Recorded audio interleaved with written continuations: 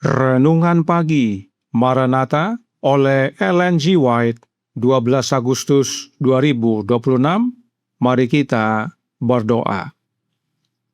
Bapa kami yang di sorga, Allah pencipta langit dan bumi, laut dan segala isinya, Allah yang maha besar, maha kuasa, sumber segalanya, yang kami sembah selalu melalui anak-Mu yang tunggal, Yesus Kristus.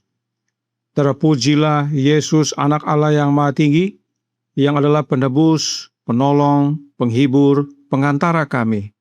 Pada pagi hari ini kami bersyukur boleh bangun dan berbakti, dan sebagaimana membaca dan mendengarkan nasihat firman-Mu, kiranya ini menjadi pertobatan bagi kami semua, agar memiliki iman dan menghasilkan perbuatan. Beserta kami sepanjang perbaktian ini, kehendak-Mu yang jadi. Ampun kami akan dosa dan salah, karena kami berdoa hanya dalam nama anak Allah yang tunggal, Yesus Kristus, yang adalah Tuhan dan Juru Selamat kami. Amin. Renungan hari ini akan dibacakan oleh Saudara Moga Marpaung. Kepada Saudara Moga, kami persilahkan. Selamat pagi dan terima kasih. Bacaan renungan pagi kita pada pagi ini, tanggal 12 Agustus tahun 2026, berjudul Pengudusan Palsu. Ayat inti kita terdapat dalam 1 Yohanes 2 ayat 4 dan 5 yang berbunyi, barang siapa berkata, aku mengenal dia, tapi ia tidak menuruti perintahnya, ia adalah seorang pendusta, dan di dalamnya tidak ada kebenaran. Tetapi barang siapa menuruti firman-Nya, di dalam orang itu sungguh sudah sempurna kasih Allah. Dengan itulah kita ketahui bahwa kita ada di dalam Dia.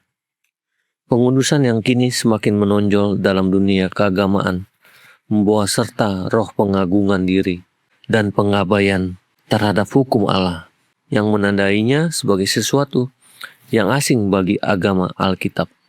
Para pendukungnya mengajarkan bahwa pengudusan adalah pekerjaan seketika yang melalui iman saja mereka mencapai kekudusan sempurna. Hanya percaya, kata mereka, dan berkat itu menjadi milikmu.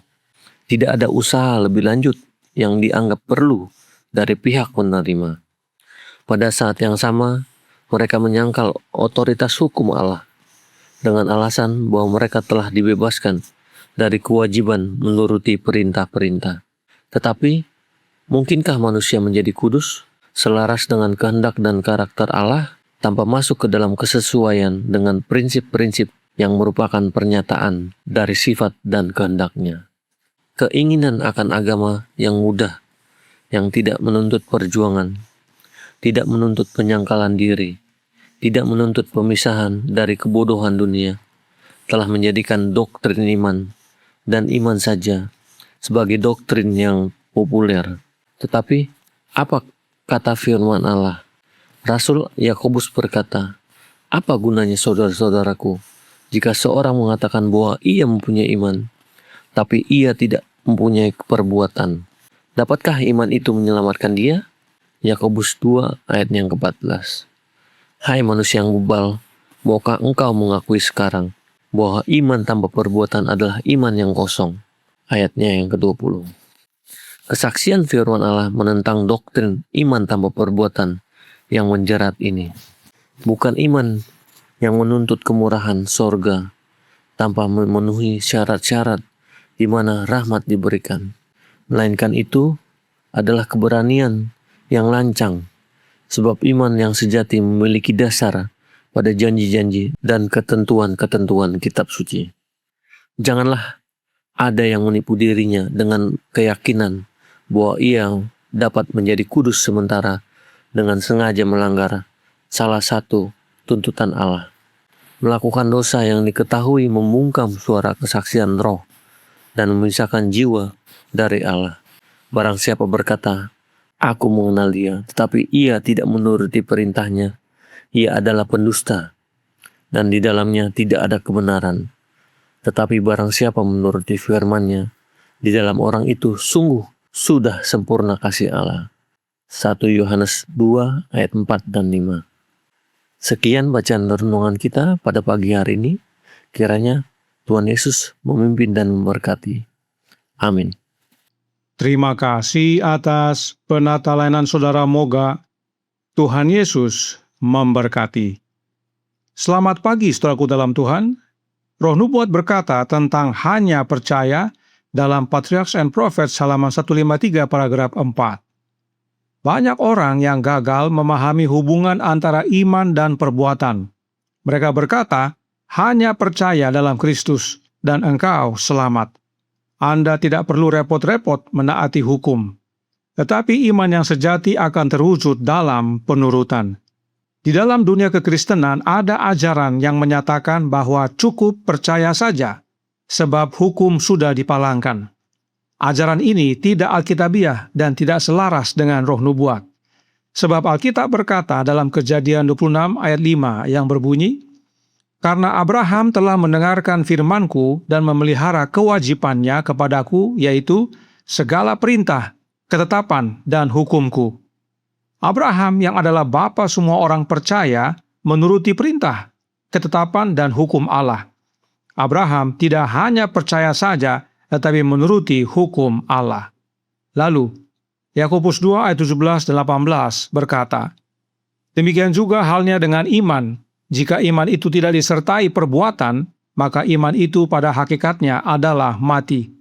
Tetapi, mungkin ada orang berkata, padamu ada iman dan padaku ada perbuatan.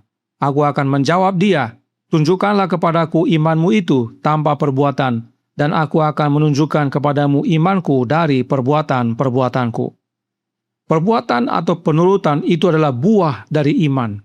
Karenanya, Yohanes menuliskan dalam 1 Yohanes 5 ayat 3 dan 4. Sebab inilah kasih kepada Allah, yaitu bahwa kita menuruti perintah-perintahnya. Perintah-perintahnya itu tidak berat, sebab semua yang lahir dari Allah mengalahkan dunia. Dan inilah kemenangan yang mengalahkan dunia, iman kita. Jadi, iman membuahkan perbuatan, yaitu penurutan akan hukum Allah. Dan penurutan itu adalah karena kasih kepada Allah. Jika ada yang mengajarkan bahwa cukup percaya saja dan tidak perlu menurut hukum Allah, maka orang itu mengajarkan untuk tidak mengasihi Allah. Karenanya, ajaran yang berkata cukup percaya saja, tidak perlu turut hukum, adalah ajaran untuk tidak mengasihi Allah. Dan ini ada hubungannya dengan pengudusan. Sebab renungan pagi hari ini berkata dalam Maranatha, halaman 232 paragraf 2. Pengudusan yang kini semakin menonjol dalam dunia keagamaan membawa serta roh pengagungan diri dan pengabaian terhadap hukum Allah yang menandainya sebagai sesuatu yang asing bagi agama Alkitab. Para pendukungnya mengajarkan bahwa pengudusan adalah pekerjaan seketika yang melalui iman saja mereka mencapai kekudusan sempurna. Hanya percaya, kata mereka, dan berkat itu menjadi milikmu. Tidak ada usaha lebih lanjut yang dianggap perlu dari pihak penerima. Pada saat yang sama mereka menyangkal otoritas hukum Allah dengan alasan bahwa mereka telah dibebaskan dari kewajiban menuruti perintah-perintah. Tetapi, mungkinkah manusia menjadi kudus selaras dengan kehendak Allah dan karakter Allah tanpa masuk ke dalam kesesuaian dengan prinsip-prinsip yang merupakan pernyataan dari sifat dan kehendaknya? Buah dari pengudusan adalah penurutan akan hukum Allah. Hukum Allah adalah salinan karakternya. Karenanya ajaran yang berkata, cukup percaya saja, tidak perlu turut hukum, artinya tidak perlu pengudusan dan tidak perlu karakter sempurna.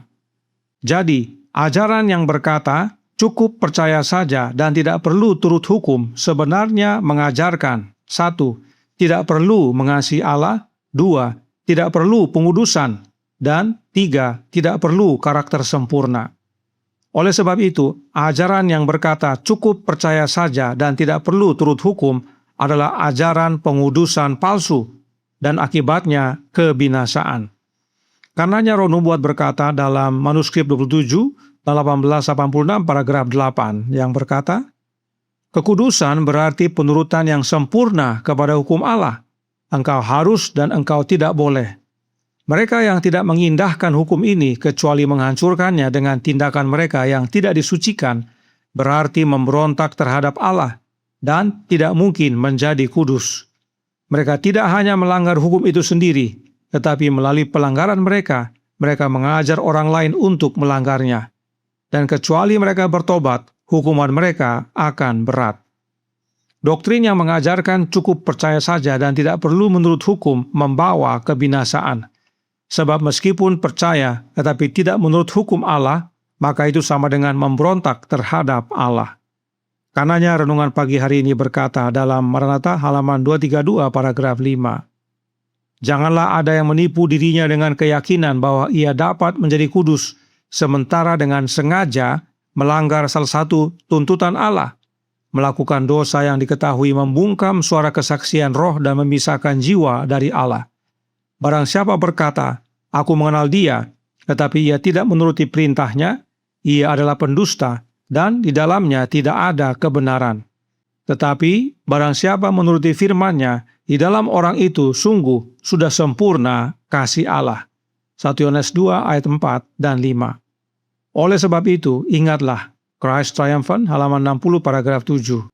Pahala kekal akan diberikan kepada mereka yang setia dan menurut kepada Allah. Menurut kepada Allah artinya menurut kepada hukum-hukumnya. Dan untuk menurut hukum Allah, kita perlu tinggal di dalam Yesus dan Yesus di dalam kita. Dan mereka yang tinggal di dalam Yesus oleh iman akan berbuah. Karenanya tidak cukup hanya percaya, tetapi percaya dan berbuah, yaitu buah-buah penurutan di dalam Yesus. Inilah pengudusan yang asli. Tuhan memberkati, saya bawa dalam nama Yesus. Amin. Mari kita berdoa. Bapa kami yang di sorga, Allah pencipta langit dan bumi, laut dan segala isinya, Allah yang maha besar, maha kuasa, sumber segalanya, yang kami sembah selalu melalui anak-Mu yang tunggal, Yesus Kristus. Terima kasih atas pekabaran pada pagi hari ini, yang mengamarkan kami tentang pengudusan palsu, yaitu ajaran cukup percaya saja, tidak perlu menurut hukum. Sebab itu akan mendatangkan kebinasaan. Karenanya tolong kami ya Bapa, karuniakanlah roh anak-Mu dalam hati kami, khususnya mereka yang percaya sehingga Yesus berkuasa dalam hidup ini, dan mengubahkan hidup kami hari demi hari menjadi serupa dengan Dia, dan kami pun menuruti akan hukum-Mu ya Bapa dalam kehidupan ini, selaras dengan hukum-Mu, dan itulah wujud daripada pengudusan yang asli. Beserta kami sepanjang hari ini kehendak-Mu yang jadi, ampun kami akan dosa dan salah, karena kami berdoa hanya dalam nama anak Allah yang tunggal, Yesus Kristus, yang adalah Tuhan dan Juru Selamat kami. Amin.